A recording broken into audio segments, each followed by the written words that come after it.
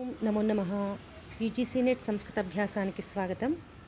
ఈరోజు ఈ వీడియోలో వైశేషిక దర్శనం యొక్క పరిచయము మరియు మొదటి ఆహ్నికలోని 3 సూత్రములు, వాటి గురించిన వ్యాఖ్య కూడా ఉంటుంది. మొదట వైశేషిక దర్శనం గురించి చెప్పబోయే ముందు దర్శనం అంటే సంక్షిప్తంగా చూద్దాము. దర్శనము అంటే దృశ్యతే అనేన ఇది దర్శనం.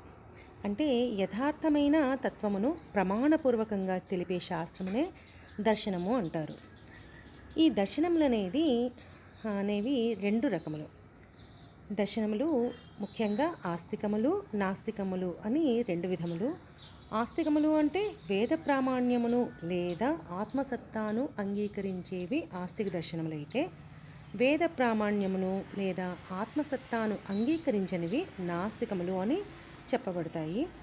ఆస్తిక దర్శనములు ముఖ్యంగా 6.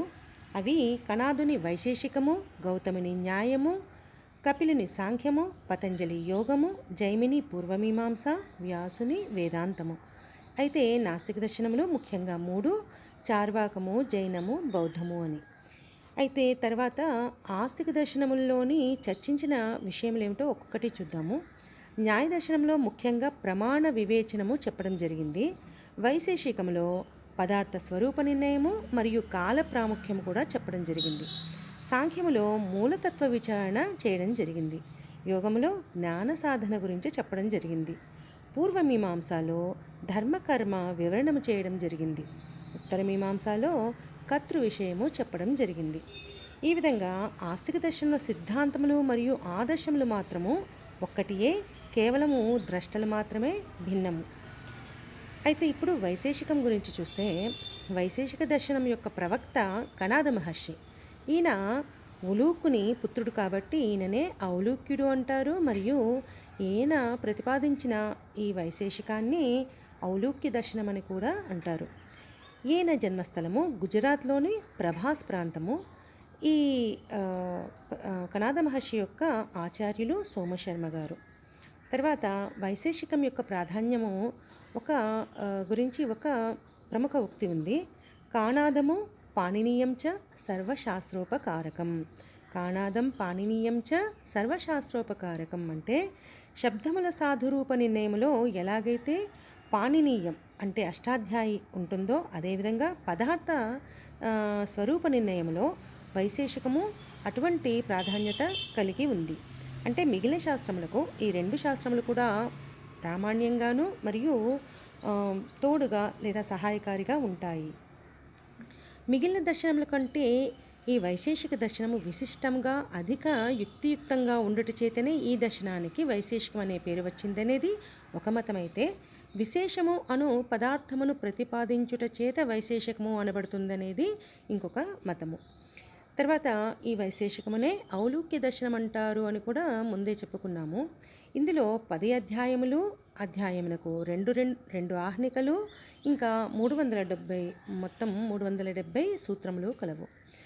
మొదటి అధ్యాయంలో ఒక్కొక్క అధ్యాయంలో చర్చించిన విషయములు చూస్తే, మొదటి అధ్యాయంలో జాతి తద్విశిష్టముల నిరూపణ చెప్పడం జరిగింది.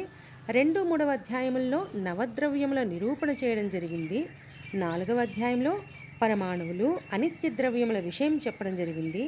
5వ అధ్యాయంలో కర్మ సిద్ధాంతము, 6వ అధ్యాయంలో వేద ప్రామాణ్యము, ధర్మాధర్మములు, 7, 8వ అధ్యాయముల్లో కొన్ని గుణముల వర్ణన చెప్పడం జరిగింది.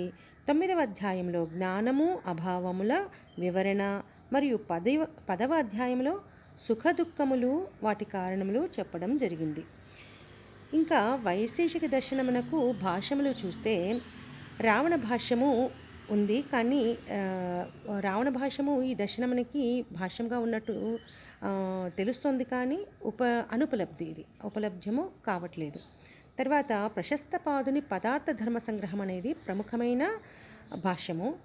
ఈ పదార్థ ధర్మ సంగ్రహమునకు అనేక కొన్ని ప్రముఖ వ్యాఖ్యలు కూడా ఉన్నాయి. అవి మొదటిది వ్యోమశిఖాచార్యుని వ్యోమవతి, 2వది ఉదయనుడి కిరణావని, 3వది శ్రీధరుని న్యాయకందలి. ఇంకా ఈ వైశేషిక దర్శనానికి వల్లభాచార్యుని న్యాయలీలావతి అనే భాష్యం కూడా ఉంది. దీనికి కూడా అనేక టీకాలు వ్రాయబడటం జరిగింది. తర్వాత ప్రథమ అధ్యాయంలోని మొదటి ఆహ్నికంలోని మొదటి సూత్రం చూస్తున్నాము. మొదటి సూత్రము అథాతో ధర్మం వ్యాఖ్యాస్యామః. అథాతో ధర్మం వ్యాఖ్యాస్యామః.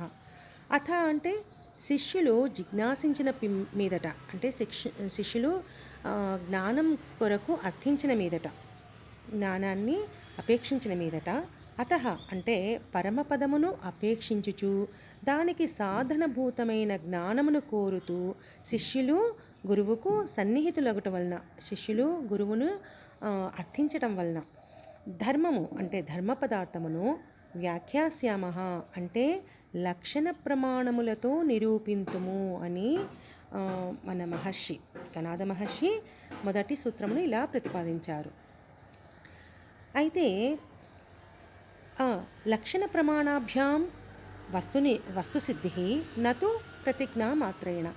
కేవలము ప్రతిజ్ఞా మాత్రంతో అంటే ఒక వాక్యం చెప్పడంతో జరగదు కదా. లక్షణ ప్రమాణములతో పదార్థాన్ని నిర్ణయించబడాలి. కానీ కేవలము ప్రతిజ్ఞ మాత్రమున పదార్థము సిద్ధించదు, నిర్ణయించబడదు అని అర్థము. మొదట ధర్మలక్షణము చెప్పబడుతోంది. యతోభ్యుదయ నిశ్రేయస సిద్ధి స ధర్మ. యతోభ్యుదయ నిశ్రేయస సిద్ధి స ధర్మ అంటే ముందు అభ్యుదయం అంటే ఇహ పరలోక సంబంధమగు కార్యముల సఫలతనే అభ్యుదయం అంటారు. ఇహలోకంలో పరలోకానికి సంబంధించిన కార్యముల యొక్క సఫలతనే అభ్యుదయం అంటారు. నిశ్రేయసం అంటే త్రివిధములకు దుఃఖములు సర్వదా నశించుట. సాంఖ్యంలో చెప్పుకున్నట్లు సాంఖ్యంలో మొదటి కారికలోనే ఇదే చెప్పబడింది. ఇక్కడ కూడా అదే.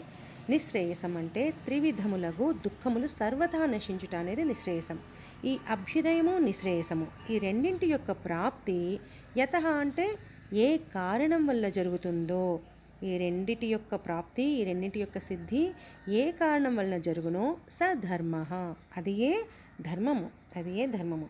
లేదా మరొక విధంగా అభ్యుదయ అంటే తత్వజ్ఞానము, నిశ్రేయ అంటే తద్వారా మోక్షప్రాప్తి. తత్వజ్ఞానము ముందు సాధించి దాని ద్వారా మోక్షప్రాప్తిని పొందటము. ఈ రెండు దేని వలన కలుగునో అది ఏ ధర్మము అని ఇలా కూడా చెప్పబడుతుంది. ధర్మము అనేదేమో అభ్యుదయానికి సాక్షాత్తుగా కారణమైతే మోక్షమునకు తత్వజ్ఞానమును కలిగించి కారణ పరంపరలో భాగముగా ఉండును. ఇదే ధర్మ లక్షణము. ఇప్పుడు ధర్మ ప్రమాణం ఏంటో చూస్తున్నాము. మూడవ సూత్రంలో తద్వచనాత్ ఆమ్నాయస్య ప్రామాణ్యం. తద్వచనాత్ అంటే ధర్మమును యథాస్వరూపంగా దాని నిజరూపంలో నిర్వచించుట వలన ధర్మమును దాని యథాస్వరూపంగా నిర్వచించుట వలన ఆమ్నాయస్య వేదములకే ప్రామాణ్యం అంటే ధర్మమునందు ప్రామాణ్యమున్నది. అంటే ఏంటంటే మోక్షమును అపేక్షిస్తూ ధర్మమును కోరుకోవాలనే వారికి వేదమే పరమ ప్రామాణ్యము. వేదము కన్నా మించిన ప్రమాణం మరొకటి లేదు. కనుక వేద విహిత కర్మములను ఆచరించుటూ అవైదిక కర్మములను పరిహరించుట మోక్షకాములకు అనివార్యము.